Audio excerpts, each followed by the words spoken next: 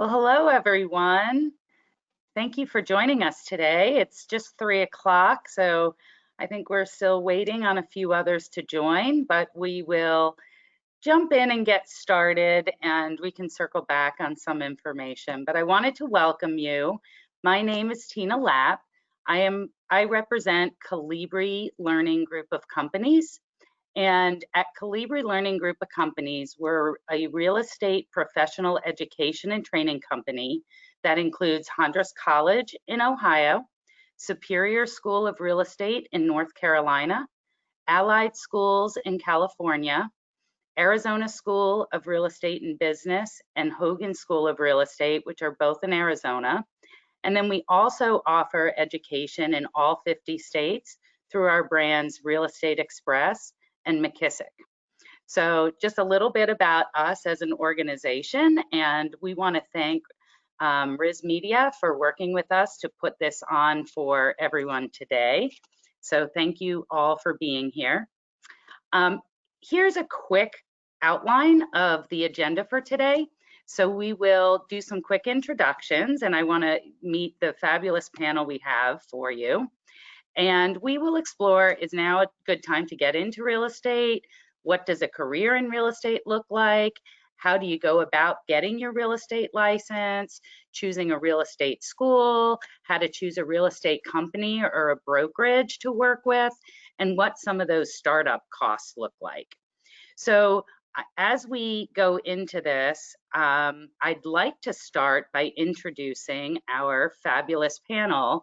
We have both Mike and Al available with us today, and they're both real estate professionals, industry experts, and professional educators.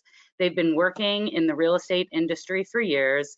They work with individuals as they start off their new career and throughout their career life cycles as they develop their skills and build their business. So I think I will start with introducing both of them. So why don't we start with Mike? Why don't you go ahead and introduce yourself? Well, thank you, Tina. Mike Brandley. I'm based in Columbus, Ohio. I have been, without stating the number of years, an auctioneer for a lot of years, so I talk fast. In my day job, I sell real estate, an appraisal company as well, and we do expert witness work in the auction and real estate related business around the United States. In fact, we've done auctions all over the United States and sold some real estate in multiple states. And I've had a pleasure teaching real estate, pre-license, post-license, CE, that kind of thing, since about 2003 or 4 when I got started with that. So enjoy that as well in my so-called spare time.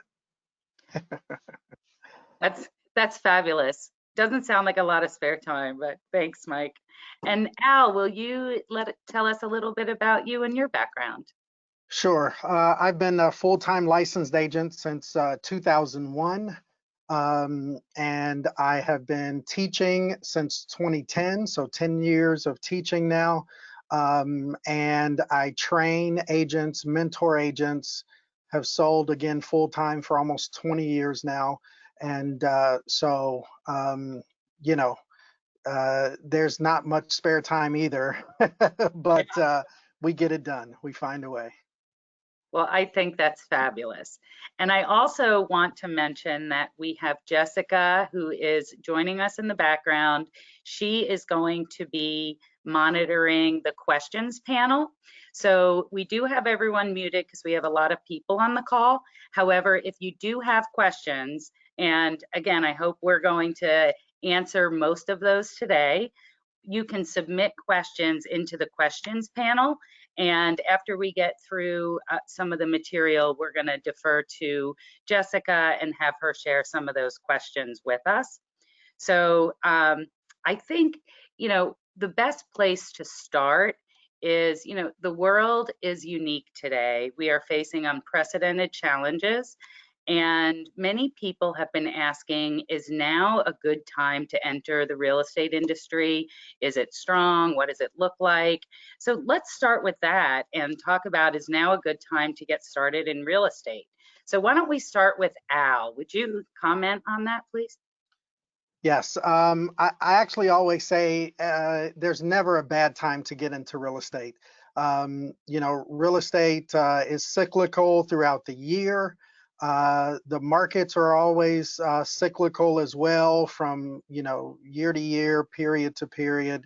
And so right now is a seller's market. So it's great to have listings. Properties are selling really fast.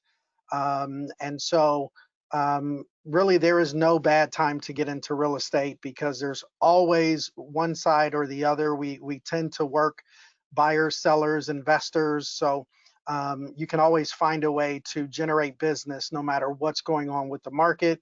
You just have to, you know which way to go and what makes sense for you at the time. Yeah, that's great insight, Al. And Mike, anything additional to think about or to add as someone's considering career in real estate? Is now a good time?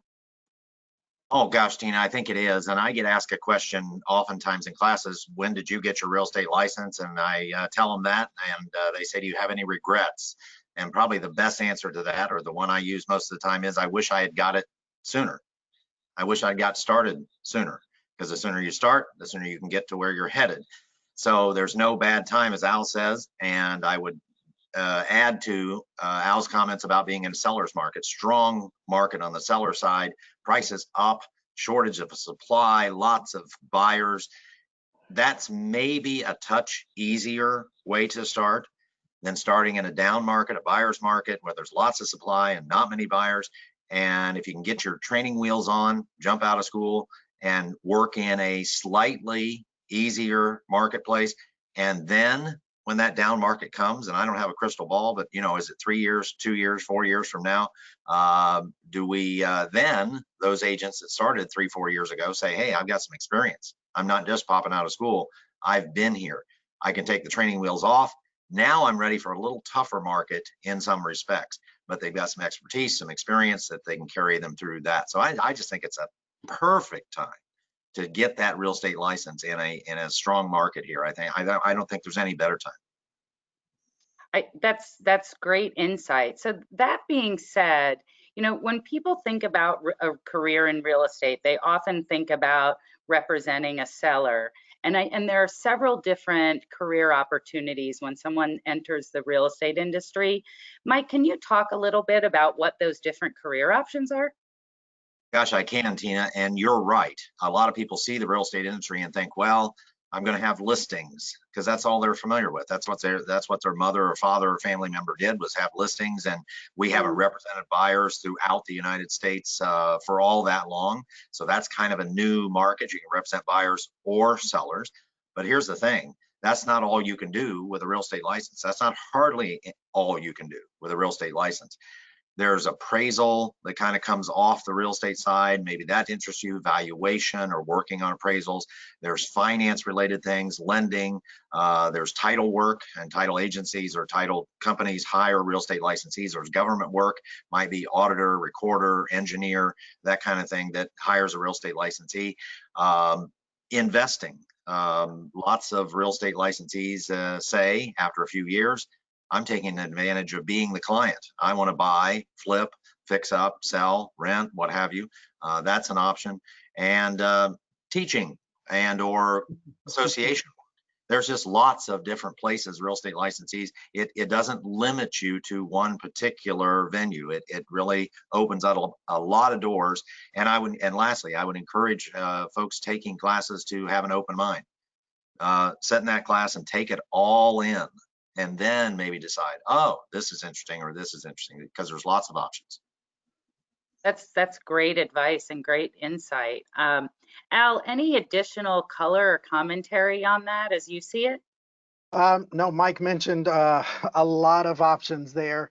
There are even some specialty areas within just selling, representing buyers and sellers. There are folks who do just land. There are farms, right? There's commercial, of course. There are even people who specialize and only do air rights, buy and sell air rights and things like that. Those are very niche and very specific, but depending on the connections you have, what your sphere of influence is, many times agents end up in those little specific areas that really they make a career out of. So it even goes even further, the tentacles stretch even further than what Mike mentioned, which he covered quite a bit in his list. So. Yeah, there are certainly a broad spectrum of opportunities within the real estate industry, and that's fabulous. So you've been in real estate for a while, Al.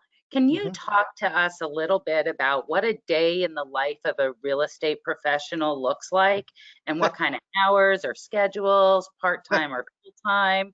Yeah, It could be all over the board, but would love some yes. thoughts. This is always an interesting question because um, the beauty of the business is that there is no specific way your day goes. Okay. It is good to time block and to be able to get certain things done. But the flexibility is one of the reasons why a lot of people who are probably listening to this are looking to get into the business. And so flexibility is what you have, but that means no 2 days are ever the same. No days of the week are ever the same.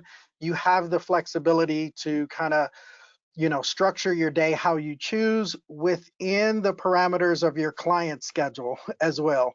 So, um, that's a beautiful thing. And for, because you have that freedom to work with your clients, do your personal stuff, do your family stuff, kind of mix it all in and not be behind a computer or sitting at a desk in a cubicle or office all day long. You get to, go out and touch the people, talk to the people, see the properties, do all of those things. But you have to get up and go to work every day, right? You have to get up and go to work every day because if you don't sell, you don't eat. So you have the flexibility, but you also have to have the discipline, right, to follow through. So the day in the life, as you see on the slide there, flexible schedule, working with people out and about a lot. It's amazing. That's what I love about it. Yeah. And so you certainly displayed how you wear many hats. There's there's no Yes, doubt, right? yes, Excellent. yes, Excellent. yes. And Mike, your experience, you've had a little bit different experiences too. Any additional color to add to that? Well, I would just suggest to folks that get a real estate license, graduate, pass that test, that type of thing, to explore. Keep an open mind. I mentioned keeping an open mind when you sit in class. Let's keep an open mind once you're out there, and see what other agents are doing. And I get asked, and Al does too, how do I become successful in real estate, or what's it take to be successful? And I often answer that, find successful people and hang around them, uh, grab on. And so you can find a successful agent, or a team approach, or a mentor or something, and watch and keep an open mind and keep your eyes open as to how are people being successful in this industry, and that will lead you to those successes. Relatedly, a lot of people wonder, and I think we're going to talk about this more, but can I keep my day job? Or should I quit my job and jump in the pool in the deep end right off the bat?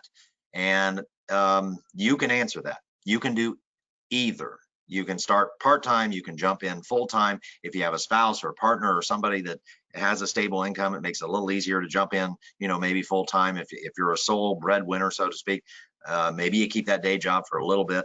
But golly, lots of choices, lots of options. And you're your own boss. I see that and it always makes me smile when I see that you're your own boss. Yeah, or maybe you have a lot of different bosses, but you have a different boss every day. Yeah, yeah. Clients are our bosses, right? Exactly. Absolutely. Yeah, yeah. Absolutely. One other thing, if I might add, Yeah, please. as I listened to Mike, is systems. In today's world, it's 2020. There's a lot of different systems that do a lot of the same things, but with technology, we do a lot of our business now, right from these devices, right from our phones, our tablets. We don't spend a lot of time in a cubicle or in an office, like real estate agents used to do 20 years ago when I got into the business. We literally can work from, our phones, our tablets, our computers, wherever we can connect to the internet.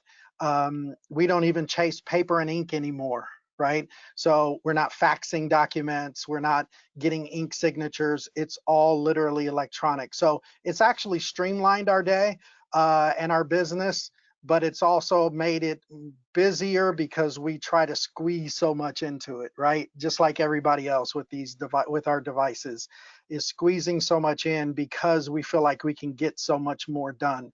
But I remember the days of chasing paper and ink, right? Carrying a And bag on my shoulder. digital. Exactly. Carrying a Right. bag that wore a groove in my shoulder because of all the files and paperwork I had to carry around with me. And Mhm. now, again, it's literally all right here in the device. So, when we talk about, is it a great time to get into business? Absolutely. These have made it so much easier, right? So yes. So day in the life, you decide, as Mike said, right? Yep. That's great. So let's talk about the question we always seem to get is it's really, I'm sorry, a little bit more about how much can I expect to make as a real estate agent? So, Al, why don't you give some commentary there? Well, this one is always an interesting question as well. Here's the great thing about the real estate business. There is no ceiling, right? You can make as much money as you want to make. And I always try to be real and realistic about, how this business goes, because people need to know what they're getting into. There is no ceiling. You can make as much money as you want to make, as hard as you want to work, as much as you want to prospect, get out there and do it. There's no limit. Okay. The key is, again, you have to get up and go to work every day, because there's no ceiling, but there's also no floor either, right? And so the bills keep coming whether you're selling or not. And if you don't sell, you don't eat. And so I think the real core of that question is that you have to be self-motivated, intentional about your day and your time and your conversations, so that you can maximize your income. Of course, around the country, various amounts are really based on price ranges and those kinds of markets and where those price points are. So I don't like to give, I don't want to give any particular numbers, because again, that varies from one end of the country to the other. Just know that literally there is no ceiling. And literally you can grow your business and make, 6, 7 figures even, if that is your goal to achieve. So yeah, that's, no limit, no ceiling. Yeah. Al or Mike, any additional comments on that? Well, Al's given the expert advice here in terms of realizing what the potential is. And as he said, there's no floor either. So you can't just sit at home and wait for the phone to ring. You got to be out in it.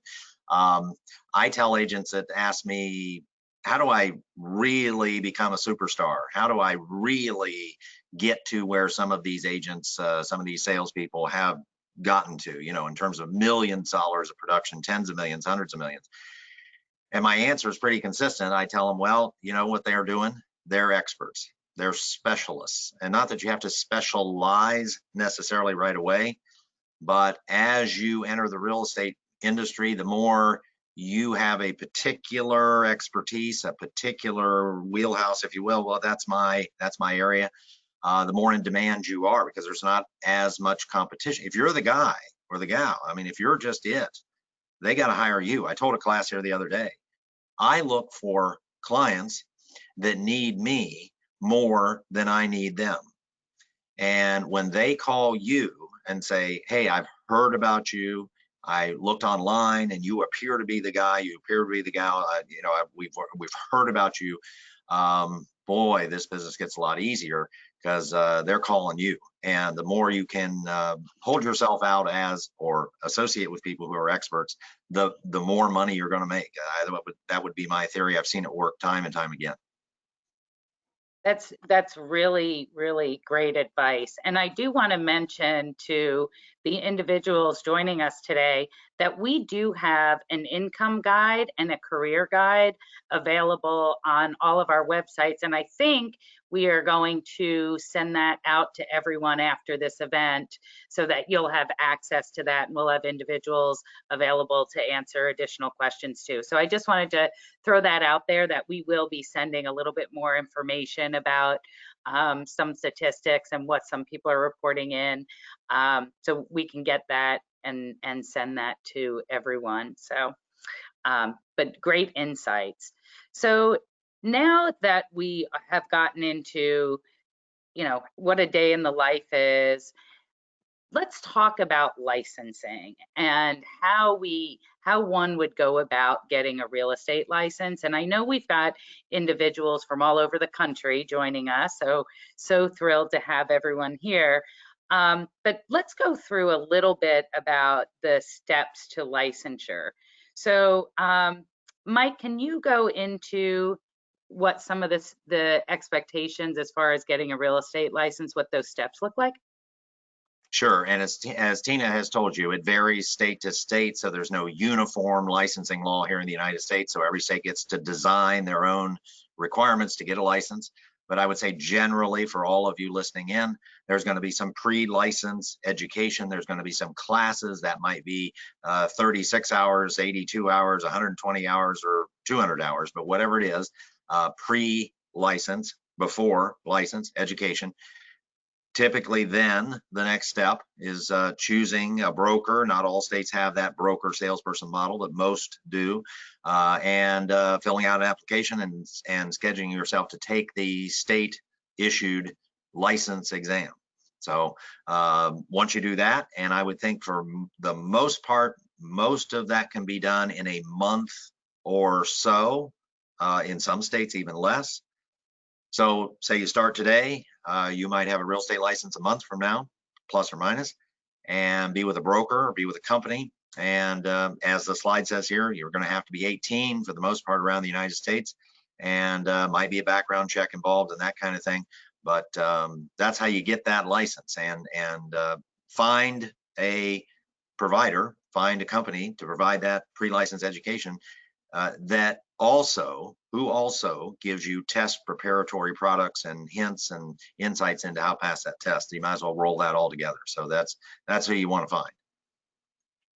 Yeah, I think that's great. Al, any other comments on the licensing process? Mike just about covered that whole process. What I will say is when you're taking the courses, try not to get too overwhelmed, because some states do have quite a few hours, right, that are required. And there's a lot of information that could come your way during those hours. Try not to get too overwhelmed with it. Most of our, schools that were mentioned at the beginning through, the Calibri group, we offer, the education that you definitely need to pass the test. You can focus on that. A lot of it is repetition, which is great during those hours because you get to hear the same material, multiple times. Depending on your schedule and the availability in your state of the classes, yes, you can get them done pretty quickly, but it's like drinking from a fire hose sometimes. But you want to be careful, again, not to get too overwhelmed yourself, and just take it as it comes. And here's what else I would say. If thousands upon thousands of folks have been able to get their real estate license, finish the courses, get their license, pass the tests, you can do it too, right? And so don't feel like it is too much for you, because if tens, if not hundreds of thousands of folks have done it over the years across the country, you definitely can get it done. Just, go in, be, a little relaxed. Don't be too, overly concerned. Take in the information, review the information, use all the study tools and practice, material given to you through the Calibri group schools, and you'll be just fine, just like everybody else. And Here's the other thing, you know, I know this is the case in the state where we are, and probably in most states, is nobody knows really what your score is, including your clients. Just focus on passing the test, right? Too many people put a lot of stress on themselves that I have to do really great on the state exam. And they put so much pressure that they end up kind of, you know, being too nervous to take the test and get the classes. Pass the test. It's kind of like your driver's test, right?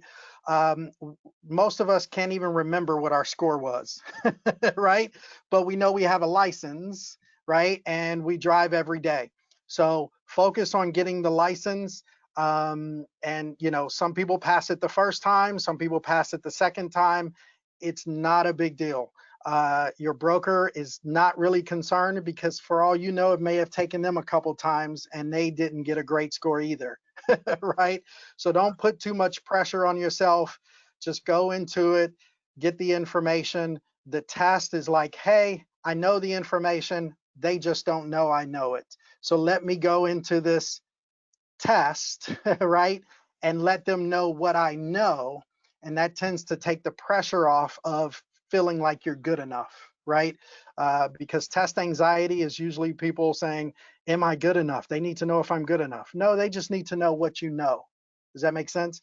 So just wanted to add that, because, you know, a lot of people, especially if you haven't been in school for 10, 15, 20 years, right? It gets to be a bit much. So just wanted to add that part too. Yeah, and Al, I think you made a great point, many great points there. But we do get that question a lot, like, oh my gosh, I haven't been in a classroom or taken a test in 20, Yes. 30, 40 years. Yeah. And oh my gosh, our students are all in the same boat. That's Yes. very, very typical. And you know, when start talking about how to choose a real estate education provider, those are the things. One of the things to consider is, you know, are they there for me, answering those questions, supporting me, and recognize that, hey, maybe maybe test anxiety is a real thing. And many people, if they do struggle, it's generally because they're not going to be an absolutely fantastic real estate licensee and professional, but you need to find the provider that can get you past that exam and give you the attention, have the instructor. So I think a lot of those comments were great. The only other thing I wanted to piggyback on that both of you gentlemen talked about was the licensing process. And every state is different and the hours vary tremendously. We do have on our different websites, and again, they'll be listed at the end of the presentation and we'll send you more information, but we do have student success associates available to walk you through those steps to licensure, make sure that you understand for your specific state, how many hours is it, and do I need a sponsoring broker or do I not, and those kinds of things. But a lot of it's very similar. There's an education component, an exam component, and some sort of how you can do business either on your own or with an existing real estate company. So just wanted everyone to know that those resources are available and we'll be getting that out. So talking a little bit more, you both went into a little bit about what to look for in an education provider. And you know, in today's day and age, we're looking at all kinds of alternative delivery methods and what people have access to. And can you talk a little bit about what kinds of things we should be looking for in a real estate school? You both touched on it a little bit, but I'd like to dive a little bit deeper. Mike, if you would, just talking a little bit more about, if someone's looking for a real estate school, what are some of the standout things that they should be looking for? I think there's two things, Tina. Great question. That provider, who are you going to partner with to get that pre-license education piece? I think flexibility is the number one thing, because your schedules vary. So can you take classes on the weekend? Can you take classes through the week? Can we do something in the evening? Further, given the current pandemic, maybe you can't take classes, live classes at all. So what other options do I have? Is there an online piece? Can I take it strictly online? pre-recorded essentially, and can I take it on my schedule? Do I have to take it in order? Do I have to take the first day, and the last day, or can I mix them up? And largely you can. Is there a webinar option where there's a live instructor with kind of a PowerPoint and you sit at home and the instructor's at home or what have you, and it's presented that way? Otherwise, as long as it's flexible and it meets with your schedule, that providers, I mentioned earlier, other things to look for, test preparatory products, assistance, service, because I'm telling you, and Al just told you too, your focus needs to be in those classes to pass the test. Once you pass the test, you can get with a broker, get with an experienced salesperson, what have you, and learn the business. What you're trying to do in school is pass the test. So make sure your provider and ask around, the references, look online, what have you. You can get an idea what providers focus on, because not all do. What providers focus on passing that test, and what are graduates of that school saying about how that institution helped them pass the test, and were those products, additional products there to help them get them over the line. Yeah, that's great. Al, any additional thoughts? We talked a little bit about it, but Yeah, Mike covered really the important stuff. You know, the flexibility. Most of us are fully functioning adults who have a lot of things going on in our lives and need need that schedule flexibility. yeah, And then some of us do need to be in front of somebody who's actually talking and explaining. And so, yes, during this, you know, pandemic and, you know, not being able to be all in the classroom, then live streaming classes in this kind of format where an instructor is there explaining things more than just you reading online material, and where you can ask questions of an instructor, you know, can be beneficial. So having all those various options available to you is great. And I know, you know, through some of the Calibri schools, we have various options for students to be able to do all of those, even in the same package that they may purchase. They have multiple ways they can get the information. And so that flexibility is very, very important for us, you know, fully functioning adults, I call us, right? Whose schedules are all over the place. And then, yes, the additional study and review materials, very, very important, you know, to be able to do that and review those things. When I took my courses, I took the classes in the spring. I didn't take my test until the winter. Because life happens, right? And life happened. I didn't take my test until the winter, but I was able to actually go and do a review course, what was called the Kramer course, right? Where we are, and did that and went and took the test and was able to pass it. So even with that time gap, having that in the package that I purchased from the school, which was actually one of the Calibri Group schools that I took, you know, 20 years ago, then, you know, that was very helpful and it was already included in the package and paid for. So I didn't have to go searching and finding a way to get, you know, review and brush up on the information. So those things are very important. great, great. And I want to say price is not always the best factor. Cheap is not always good. So make sure you're getting what you're paying for, right? So I did Yeah. want to mention that as well, right?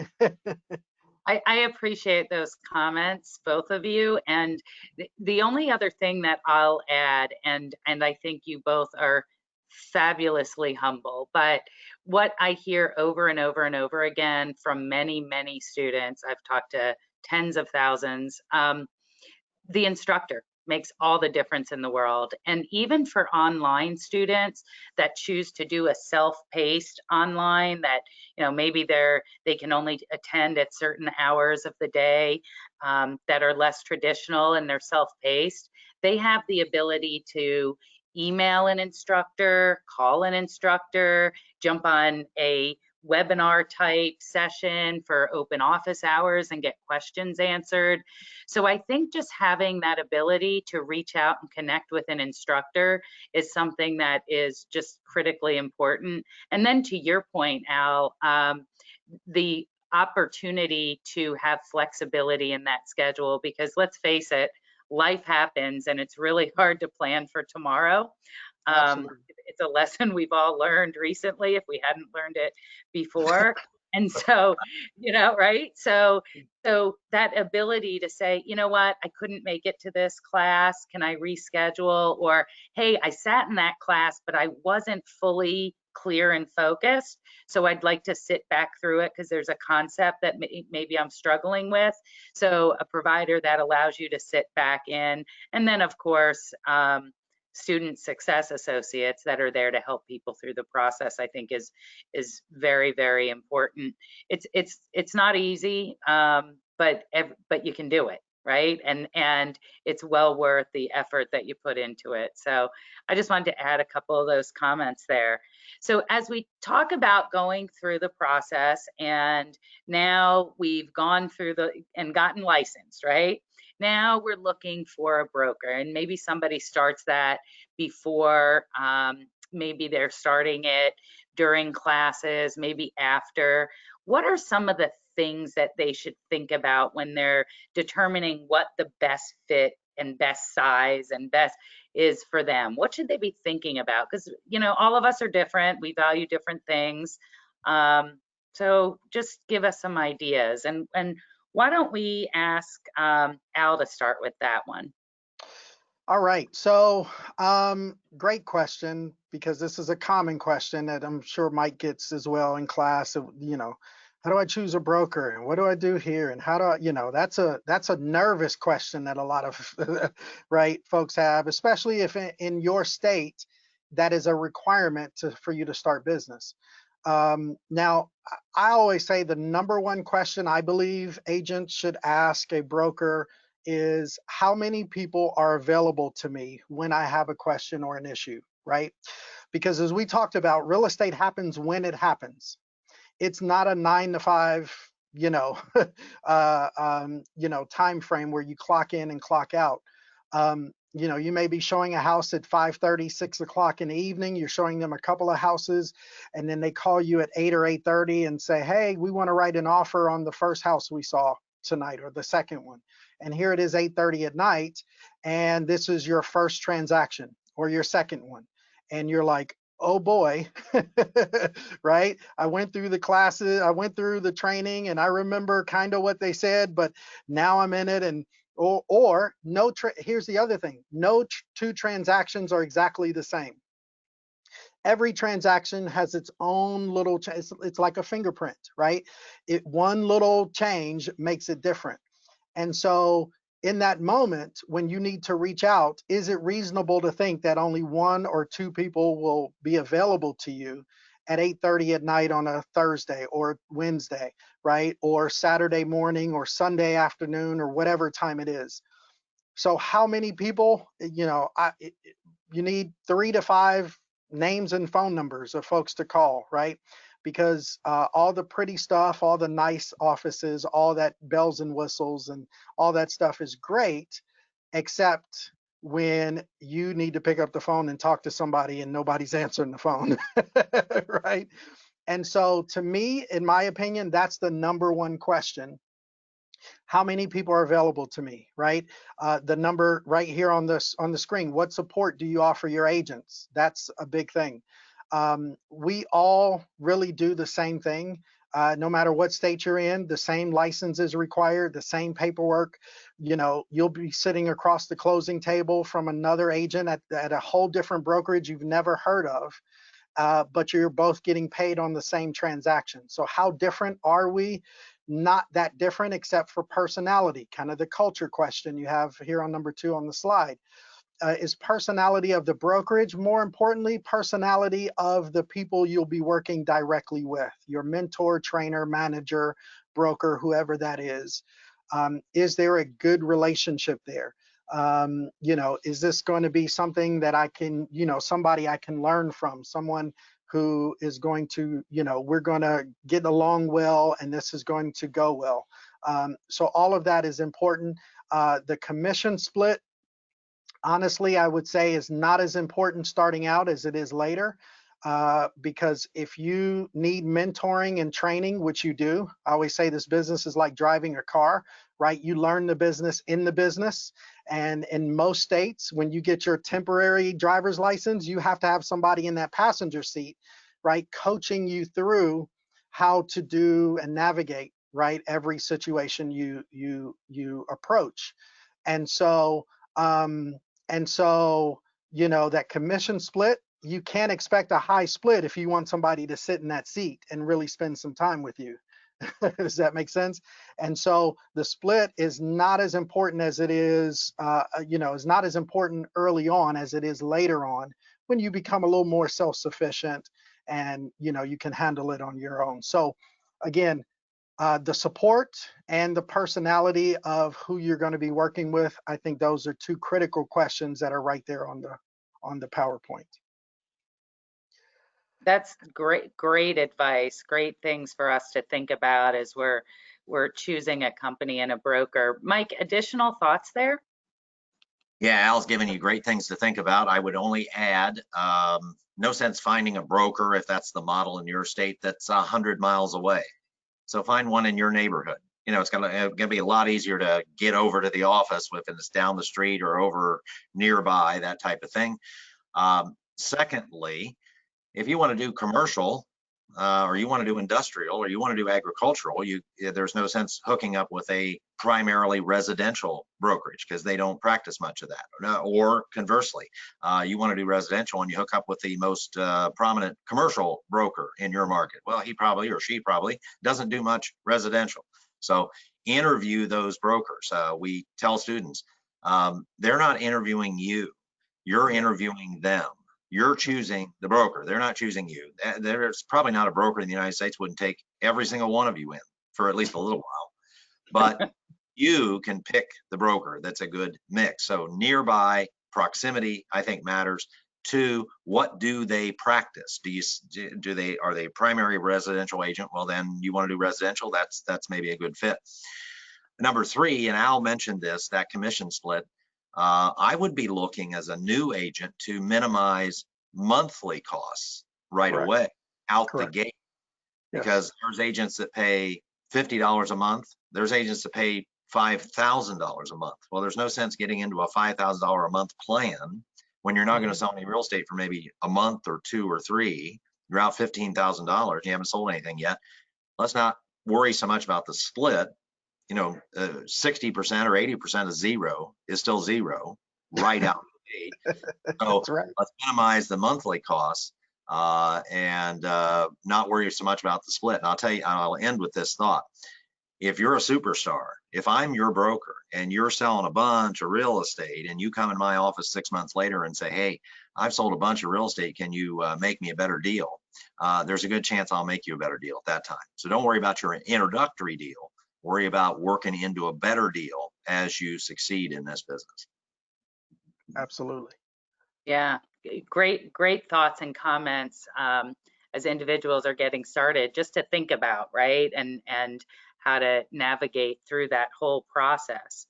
So that being said, it actually flows quite nicely into what do startup costs look like? And we shared some numbers on the screen, but would love for you to comment on those startup costs. So Mike, why don't you continue and kind of talk through those a little bit, and then we'll go back to Al.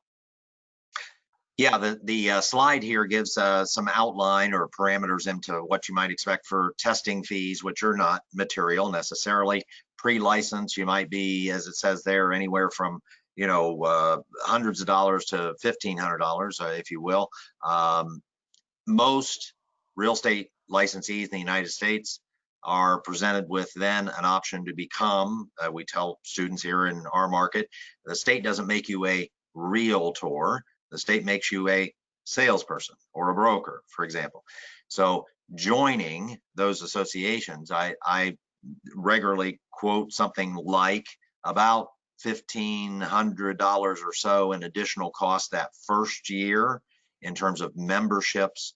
National Association of Realtors, if you become a member, your state association, your local member, MLS, Multiple Listing Service, and then probably a little bit less the second year. That first year you're buying business cards, you've got signs, you got lock boxes, you got website, maybe some other expenses that aren't necessarily duplicated year 2, year 3. You kind of hope you run out of business cards, but maybe you don't, so you don't have to reorder them for a while. So maybe in round numbers it's $1,500 the first year, and maybe it's $1,000 the next year, or $1,000 the next year as well. Brokers have different plans, companies have different plans. So sit down with different brokers who you are interviewing, by the way, and say, hey, how do you work in those expenses? Can those expenses be pushed back until I cash my first check? Can I pay in installments? Can I spread those payments out? Because I don't have any income right here at the front end. How can you guys help me get my feet on the ground and not incur a lot of expense up front? So a lot of brokers have some creative, I think is a fair word, creative ways to get your wheels turning and get into the business a little easier. That's great, Mike. And Al, any additional thoughts on fees that maybe we haven't discussed?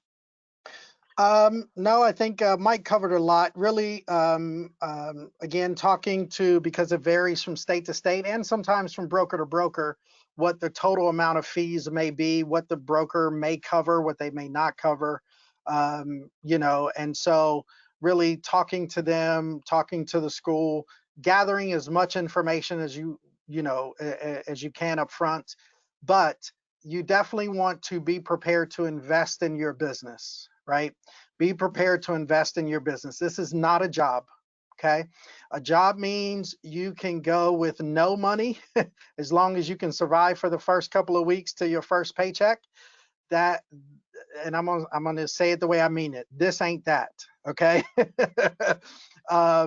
So be prepared to invest in your business, and that means maybe a couple of $1,000s, right?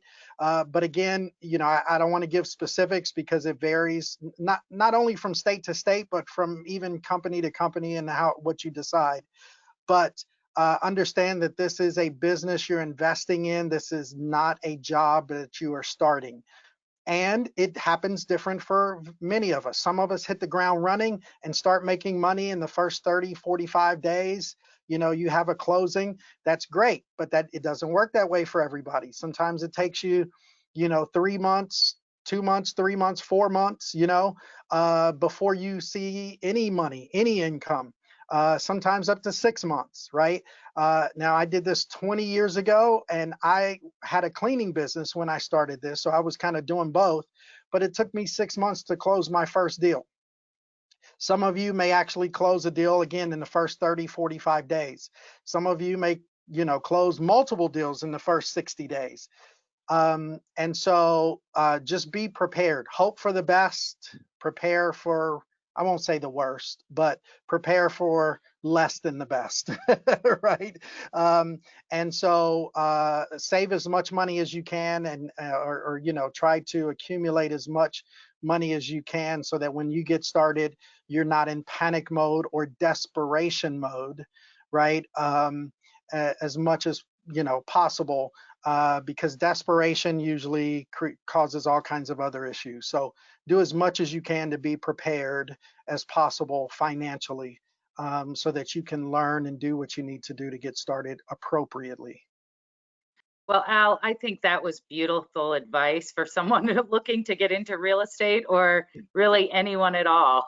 Really, Yeah. really great advice. So thank you for that. So before I go into some last thoughts that I'd like to get from each of you, I know that we have several questions.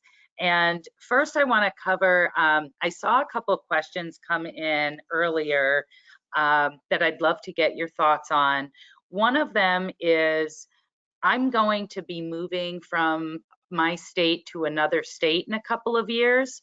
What's your advice on getting licensed now versus waiting until I move? Would it be valuable to get it sooner than later? And what does that look like when I move from state to state? So I don't know if who wants to jump in. Al, thoughts on that? So I would evaluate that on a case-by-case basis, honestly. One of the things to consider is what's called reciprocity between states. So each state has its own licensing and its own licensing requirements. However, some states have agreed with each other to accept all or part of the requirements from your current state, right? So to get a license in that reciprocal state, okay, you may have to do minimal, right, courses or meet minimal requirements, or maybe just take a portion of the test and you've met all the pre-licensing requirements. It just depends on what that state is and where you're moving to. Now, should you get the current state and then the next one? Well, the reciprocity agreement may help you decide that, because maybe the state you're in now has easier requirements than the state you're moving to, and they have a reciprocal agreement.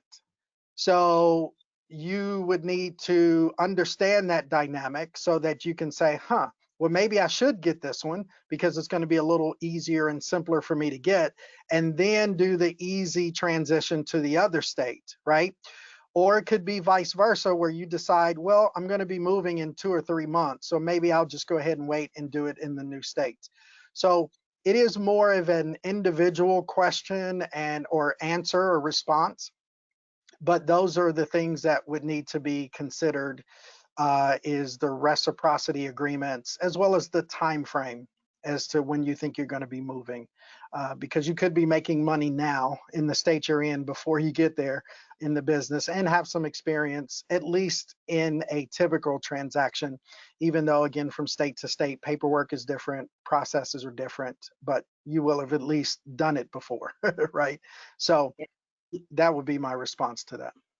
That's great. And it sounds like if it's a couple of years away, don't wait, get started and get Right. your get the that experience, and hopefully if there's reciprocity you won't have to do it all over again. And just to piggyback that, I don't know that we covered this earlier, but most states, the state exam consists of national content and state specific content. So Mhm. even if you do have to do it over again, and hopefully you don't, but if you are going to a state that does not have reciprocity, you've at least been through it before, and hopefully the information won't be new to you.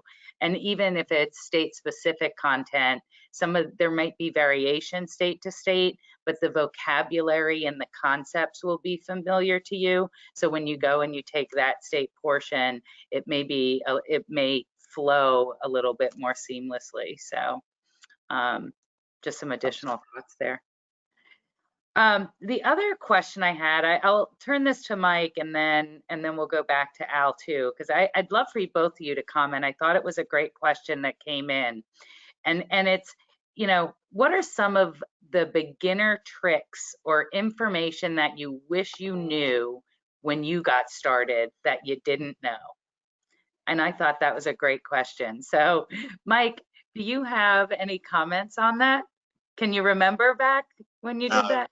I can't, barely, but I can. And getting started, I probably wasn't patient enough. I was too impatient, and I wanted to, you want to get that first deal, and you almost take it regardless of the magnitude of the price or the market or the area. I think some patience. I think I probably didn't look around and find successful or superstar agents and try to partner up. I wanted to start my own deal, so to speak. And again, if I had just kind of stopped and analyzed and been willing to wait a little bit, I probably would have made better decisions and followed some footsteps of agents who had been successful, because I tell every agent in class now that's the best way to get started, not because I did it, because I realize now I should have done that. And so a mentor, a team approach, possibly, good way to start. Maybe not quit that day job, maybe work part-time. And if you're on a team, you can, then you're more easily working part-time and the other team members are making up for your time away. That would be the ideal way to start, in my opinion. I wish I had done that. I didn't. I made it despite that, But if I was doing it over, I would find a team or a mentor to partner up with and ride that wave for a while. Hindsight is 2020, isn't it? So, yes. Yeah. Al, same question. Thoughts about that? What do you wish you knew? So what I always tell new agents, because the question is similar or sometimes worded slightly different. What's the first thing? What's the main thing I should do as a new agent? And I say, let everybody you know you're licensed, right? Right. Because Great. one of the mistakes I'm sure Mike can attest to, and one of the worst things that can happen is you've been licensed 3 months, 6 months in, you run into somebody at the grocery store out and about whose contact information is already in your phone or you already have, and you haven't talked to them in however long, and they ask you, so what are you doing now? And you're like, yeah, I'm licensed. I got my license 6 months ago. And they're like, really? I wish I'd have known. I just closed on my house last week, right? And whose fault is that? Right? It's not their fault. It's your fault because you didn't let the world know, right? Especially your sphere, your folks whose information you already have, you didn't let them know that you were licensed. Okay. So, one of the most critical things is let everybody you know you're licensed. Okay. Now, some of the folks out there are thinking, well, the people I know, they're not buying a house or selling a house. I don't know anybody who even has a good credit score, right? Well, it's not so it's about them, but it's not just about them. It's about the people they know, right? Because your first line of business is not always likely to come from the people you know specifically. It's from the people they know, right? And so you have to let everybody you know you're licensed so that then when they talk to somebody later that day or the next day who says, yeah, I'm thinking about selling my house. Oh, you need to call my friend, right? Such and such. And here's their information. They are licensed now. But if you never tell your friends and your people, they can never pass that information on, right? And so that's one of the mistakes I made because I ran into it, happened to me probably a handful of times, and I'm probably underestimating that. But is that for some reason I thought when I got my license that there was a mind reading, an announcement to everybody's brain that I had a license, and that's not how it works, right? The other thing I would say is talk to people. Talk to people, right? And what does that mean? And a lot of people overcomplicate that. Now, there's a lot of ways you can talk to people. It doesn't have to be verbally. Now we talk to people through text message, through social media, through postcards, through all those different ways, right? That we talk to people or communicate to people who we are, what we do. Okay. Now, licensees come a dime a dozen, as the saying goes. There's plenty of folks out there who are licensed. This is a relationship business. So go out and start reconnecting relationships or creating new relationships. Okay. And that's how you get business. Now, one of the questions I get from new agents, well, what do I say to people? Well, what were you saying to people before you got a license? Start there, right? Say that because you don't want to be a walking commercial or billboard because that turns people off, right? Nobody wants to be sold. We walk into a store to buy something and the person who works there says, "Can I help you?" And we immediately say, "No, I'm good." Right? Because we don't want to be sold even though we're looking to buy. Okay? And so you have to think about it from the other way. Don't try to sell people. They need to like you first, and then they will choose you, right? As Mike said, when they will choose you because of who you are, what you do, and maybe even what you specialize in. And so create the relationship. Don't be weird about it. Don't, I learned the business, the 3-foot rule. Anybody within 3 feet of you, you ought to be willing to talk to them. Now, in a non-weird way, right? You don't want to just, strike up odd conversations with everybody within 3 feet of you, but be willing to have a chit chat, conversation with anybody who, if the opportunity presents itself, and then being, oh, by the way, I sell real estate. If I can help you, if I can give you information about your neighborhood, I'd be, happy to do so. And it's great to give them your info. It's good to give them your information. It's great to get theirs. And I'm sorry, I'm kind of going into some broker training, but it's still great to get theirs, because then you're not relying on them to reach out to you. You actually now can initiate the contact and reach out to them. So I could talk about this all day, but I won't. But those are some things that you definitely want to think about as a new agent. Is be ready to create relationships and rekindle relationships, and just reach out, ask folks how they doing, how's their family, that kind of thing. Don't start out with, but then be intentional at the end to say, hey, I am licensed now, I'm trying to get my business started, please help me. If you know anybody, I'd be glad to help them. Be intentional with that. Just don't be a walking commercial or billboard, because people don't want to be sold. Right? So those are things that I wish I had known starting out, because I would have been a lot more proactive, and would have, maybe it wouldn't have taken me 6 months to close my first deal. Right? So yeah. Well, So I great have question. a feeling the folks joining us today won't take them 6 months, because you just gave them like a whole broker training book of advice right there. That was beautiful, Al. Great, great. Great. So I am going to turn over to Jessica real quick and see if we've got some questions coming in that we can direct to the group here. I know we were scheduled till 4, but I think Al and Mike, if it's okay with you, I'd love to entertain some questions. Sure. Absolutely. Awesome. So Jessica, do we have some questions coming in?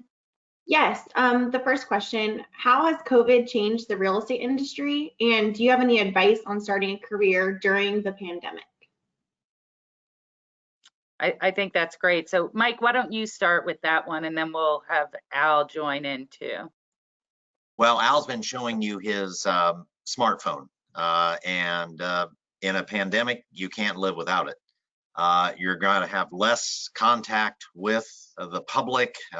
When houses have changed from having 30, 40 people in the living room to maybe a virtual tour using technology, cameras, drones, things like that to show off, using the internet to a greater extent than even we were using it before in a pandemic.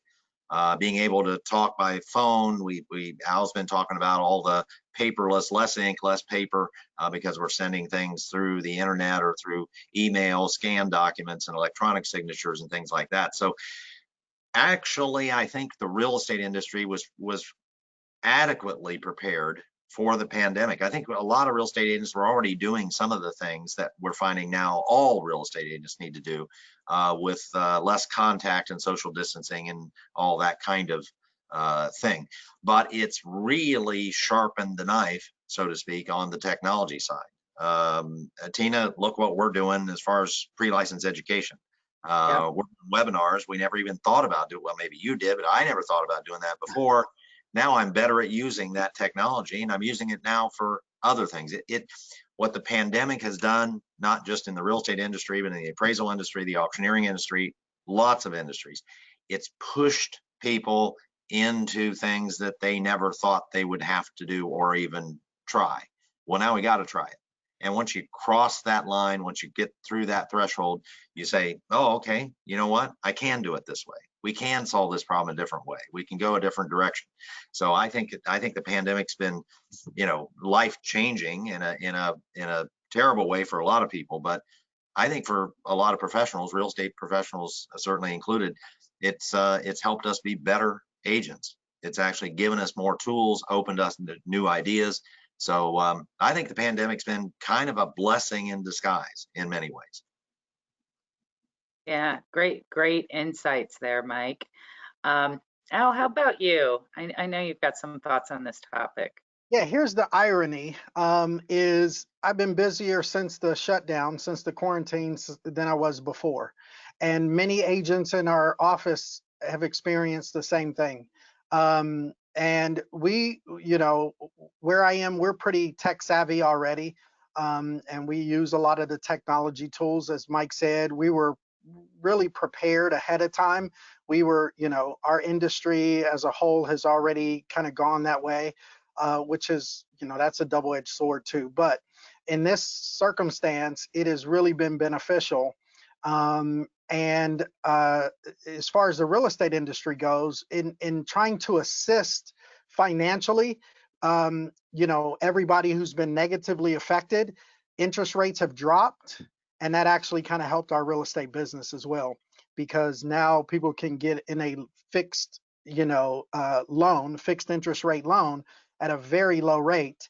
And people are more, anxious now than they've ever been. So really the pandemic has somewhat helped our business, even though, like Mike said, I know it's hurt and injured a lot of folks, but our business has really been helped. So, yeah. Yeah, and it's kind of nice entering the real estate market when the market is hot, right? Yes. Like Yes. it's a nice time to enter when the business is there and there's a lot of activity. And I know just people's lifestyles are changing and what they're looking for in a home. People tend to be staying home more, so what they're looking for are vacation homes versus travel and those kinds of things. Are you seeing some of that as well? Yes. Actually, I just made a referral of a family member who lives in Michigan and is looking to get a second home in the Georgia, South Carolina area. And so, yes, that's been happening. We're in Ohio. I don't know how many people are buying second homes in Ohio, but, or, Right. but, from Michigan to, that Florida, Georgia, that kind of the coastline there, that makes sense. And I made a referral, like I said, of a family member there, and that's happening quite a bit. So I have seen that. Mhm. Yep, I have seen Yeah, that. and I bet we have a lot of people on the phone who are on the call that have areas around them that they do have vacation home areas. Absolutely. So I know we've been seeing some of that. I also want to mention, as I know a couple of people are dropping, that we're only available till 4, but I have received the question as to whether this will be recorded, this session, and it will be recorded. RISMedia will have it on their website, and we will get a link out to everyone so that they can get it through Real Estate Express and our other brands as well. So just wanted to jump in and say that. Jessica, any other questions coming in? Yes. Michael from California asked what he should be doing now to wait for his exam since the testing centers are backlogged since COVID, since the reopening, and if there are any real estate jobs that do not require a license while he's waiting to take the exam. That's a great question. We've heard a lot of that happening. Mike, do you want to comment on that? Well, sure, and I got good news. There are a lot of real estate related jobs. Brokers, major brokers have marketing departments, people to answer the phone, or reception area, technology people that are writing software and or related. And it doesn't, some of those jobs are filled with real estate licensees because they have the background, the experience, but many of those folks don't have a real estate license. You don't need a real estate license to do that. Many of those government jobs, title companies, anything real estate related, lenders to appraisal business or what have you, all of them have folks who don't have licenses that are working in those areas. The other thing I would tell this person, I think he said California, you can get ready to take that test. You can't really, you don't want to necessarily, I think maybe you can over prepare, but practice questions and get more familiar with the material so that you can walk into that test and pass it on the first run and get out there and start making money. So I would prepare for the test and maybe find a real estate related company that you have interest in and say, hey, I don't have my license yet. Can I put up signs? Can I help print material, design marketing materials, software, photos, virtual tours, technology related? Can I help in some way until I get my license? Yeah, Al, any additional thoughts on that? That was No, great, Mike. Yeah, Mike covered just about all of it. One thing I will reiterate that he did mention is yes, you want to prepare, but don't over prepare, because sometimes you can turn your brain to oatmeal, right? Is by by cramming, and then no test, right? And so kind of space that out based on their backlog and what you think your estimated time to test will be. But yes, even the team aspect that Mike mentioned earlier, maybe you do look to do some admin work for a team, or even like he said, take, run out signs, take pictures, whatever that might be based on some of your other skills. But look at some of those opportunities to kind of get familiar with, different aspects of the business. Now, I will say, study your material.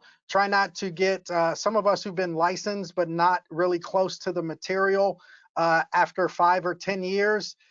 We if we had to take the test again, uh, might struggle with the test. So be careful of that. I will want to put out that warning that if a person has been licensed 5 or 10 years or so, but hasn't really been teaching or, any of that close to the pre-licensing material, be careful of, trying to use them as a information source for test material.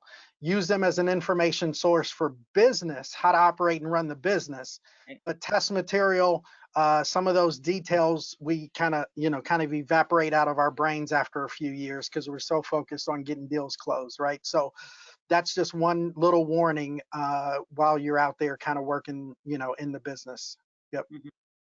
And the other thing I will mention, because we may have several people with that same question or being caught up with the test centers that closed temporarily at the onset of COVID-19, that most states, almost all, are reporting in that those test centers are reopening.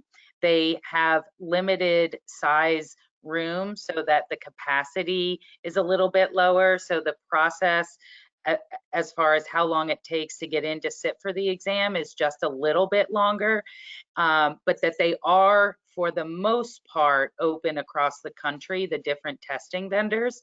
And the only other thing that I'll mention is we continue to offer resources to students throughout the country who are in that unfortunate situation, to make sure, like, we don't want their brains turning to mush. Sure, but and go away. But when you are ready and you do get that date to test, that you can come back to us and you have access to any of the resources that we have available. And we've got a tremendous amount of resources, because we understand getting past that test is the first step. It's that you need to get through to get your real estate license. So great insights there, guys. Thank you. Jessica, anything else? I think we have time for maybe one more question. Okay, we've had multiple questions about the pre-licensing course packages. This attendee asked, when looking at pre-licensing course packages online, I see there are other items in the packages besides the required classes. Should I just buy the basic package, or what other materials are necessary, and are they worth the extra cost? And I can comment. I think I'll let Al and Mike both comment on your thoughts about the different tools, and just taking the courses kind of bare bones versus utilizing textbooks and exam prep tools and vocabulary tools. How do you think about those? So I'll start. As I mentioned before, there was at least a 6-month gap for me when I took my test. I took the courses in the spring. I didn't take my test until December. So what was very helpful again was the test prep courses and the extra, items that were in the package that I purchased. So that came in very handy for me in my circumstance. But even if there wasn't that time frame, which, from the last question, there is, maybe some delay. And so those test preparatory materials and courses are very helpful. And so definitely I would say the bare bones package is usually not enough, okay? Because it's one thing to get the material, it's another thing to be prepared for the test, okay? And so the additional items usually will help you fully prepare for the test and just go beyond just the information. Things talking about things like test anxiety as well as practice tests, right? So if you do have a little test anxiety, here's some practice for you to kind of get through it. I know the package we offer here in Ohio, there's a clock ticking and there's all 100, you know, all the questions and all of that, so you can kind of get through that anxiety or that emotion of, oh my gosh, how much time do I have? How much time do I have? How long is this going to take? Well, is the time allotted enough time? And so those extra materials are very, very helpful. Don't skimp out on those, right? Make it make sense. Okay. That's great commentary. And, you know, it is interesting. There are, you know, the state will often mandate a certain number of hours. And so the education providers develop that number of hours and the content is fabulous. But when you sit down and you go to prepare for the test, you go, oh my gosh, how do I get through 90 hours or 120 hours or 75 hours of content? And where do I study? And I think those exam prep tools really help you focus on, you know, you can't memorize it all. So where is your time best spent in preparing for the exam? So, Mike, any additional thoughts there? Textbooks and vocabulary products, perhaps? Thoughts Yeah, and on I that? couldn't agree more with you and Al. Those test preparatory products tend to focus and not and separate the wheat from the chaff, so to speak. And here's what's important to pass the test, because the pre-license is regulated. We have to cover this. I cover things in class and I know more than cover it. And I say, but you're probably not going to see this on the test. I might get to another paragraph and say, now I have to cover this, and this is on the test. Well, that's what those test preparatory products can do, is focus and pare it down and make it easier to understand. It could be vocabulary, it could be practice questions. In classes I teach, I find folks, not to maybe generalize here, but you know, I got a 22, 23, 24, 25-year-old that just got out of college. They're used to taking tests. They're used to dissecting books and things like that. They may not need all that test prep stuff. I've got some 55 or 60. They were last in school 30 years ago. They probably do need that test prep item that I needed, that Al needed, that maybe we all needed, because you're just not in practice. You don't ride a bike for a while, not that you can't ride a bike, but you're just not as good at it because you haven't ridden one for a while. So I would think the farther away you are from college, from school, if that last test you took was over 5 years ago or 6 years ago, I would think the packages with all the test prep and all the vocabulary and things like that would be to your advantage. And also, typically our pricing, and I would imagine every provider does this, if you buy the package, it's a little less expensive than, say, a la carte. So if you piece it out, you take just the pre-license and then find out, oh, I need that test prep, I need the cards, I need the vocabulary, I need the, well, now it's going to be more expensive. And not that the expense, I guess the other thing here is, it's, you know, in the big picture, if your pre-license is $900, or your pre-license is $1,200, or your pre-license is $1,700, one real estate deal takes care of all that. It's a small issue compared to the big opportunities you have once you're licensed. So I wouldn't shortchange. And again, I think the longer it's been since you've been in that kind of academic area, the better it would be to maybe take advantage of the whole boat and load up, because it certainly can't hurt. Yeah. Real estate is a relatively low barrier to entry as far as education, investment, and time investment for really a profession that the career can take you in so many different places. So, yeah, great comments. I don't think we have enough time to go into too many other questions, but what I do want to point out is I put phone numbers on the screen here for our different schools in different states, as well as Real Estate Express and McKissick.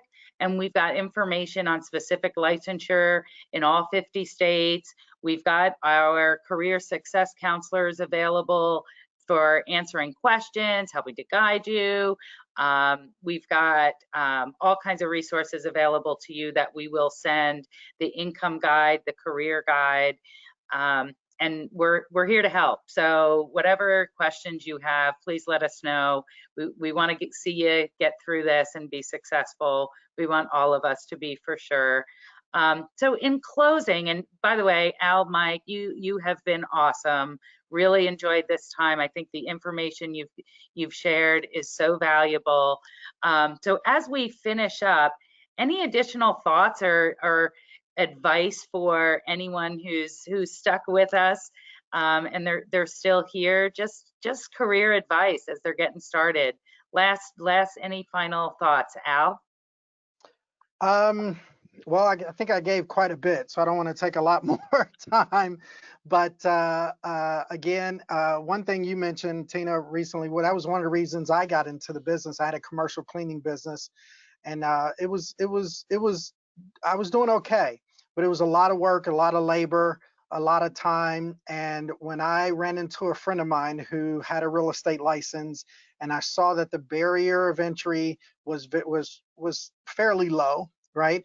At the time, it was about $1,100 for me, and about 3 weeks of school in my situation.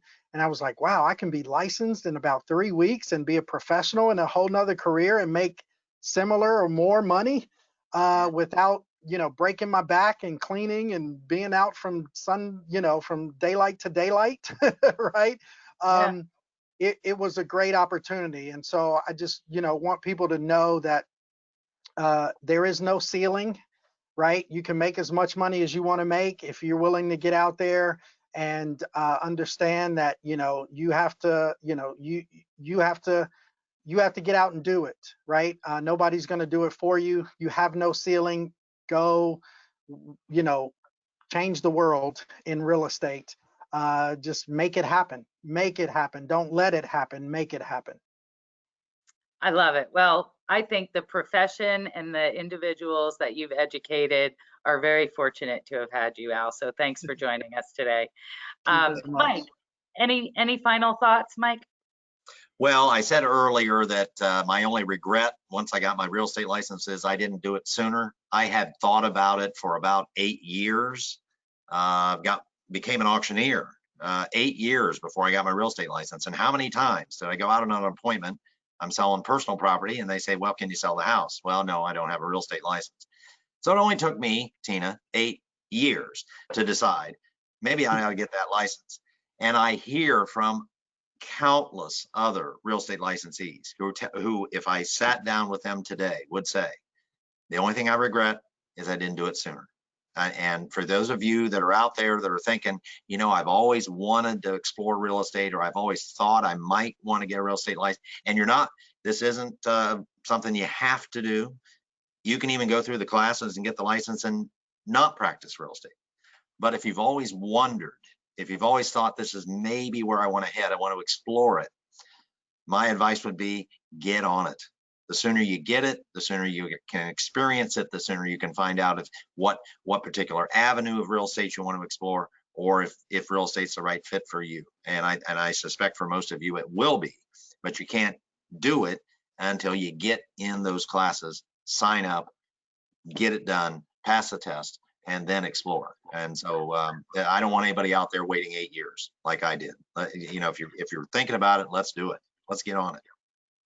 Let's do it. I love it, Mike. And thank you so much. Both Al and Mike have worked with me for a long, long time, and just phenomenal individuals, humans, people, and great instructors. So thank you both for being here.